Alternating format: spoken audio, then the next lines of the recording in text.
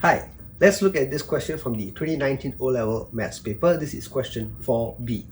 Alright, so here we are given that the number 360p over q is a perfect cube, and we're supposed to find the values of p and q given that they are prime numbers. Okay, in part A we were given 360 and we are asked to express it as a factor of its prime numbers. Alright, now what we saw in part A was 360 can be represented as 2 cube multiplied by 3 square multiplied by 5.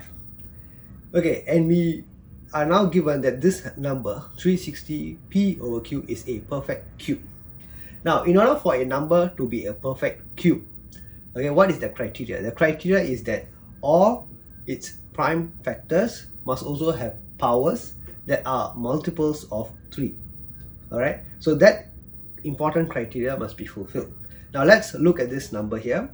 We can see that the base 2 already has a power which is a multiple of 3, but the base 3 and 5 are not. Okay, but I now need to multiply this expression here by a number, okay, which is p over q.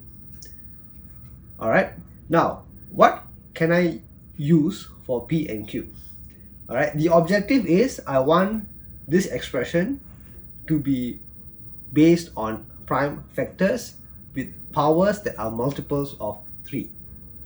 For number 2, the power is already 3, but for number 3, the power is only 2. So if p was to be actually 3, okay, so let me replace p here with 3, then you will get 3 cubed. Correct? So what I will have is 2 cubed multiplied by 3 cubed. Now 5 is still there, but I can divide by a factor q. So if q were to become 5, then what would happen? The 5 and 5 would cancel out each other.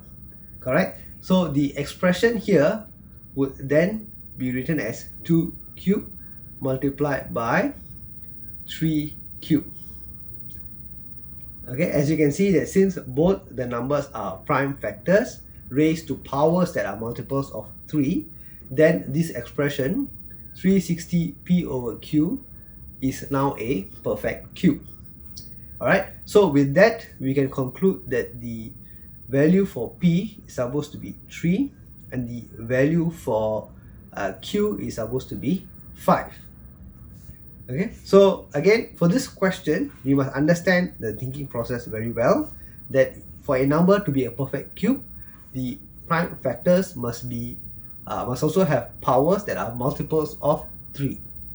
Okay, so with that understanding, and you approach this question in this way that I've taught you, you will definitely be able to derive the correct answer.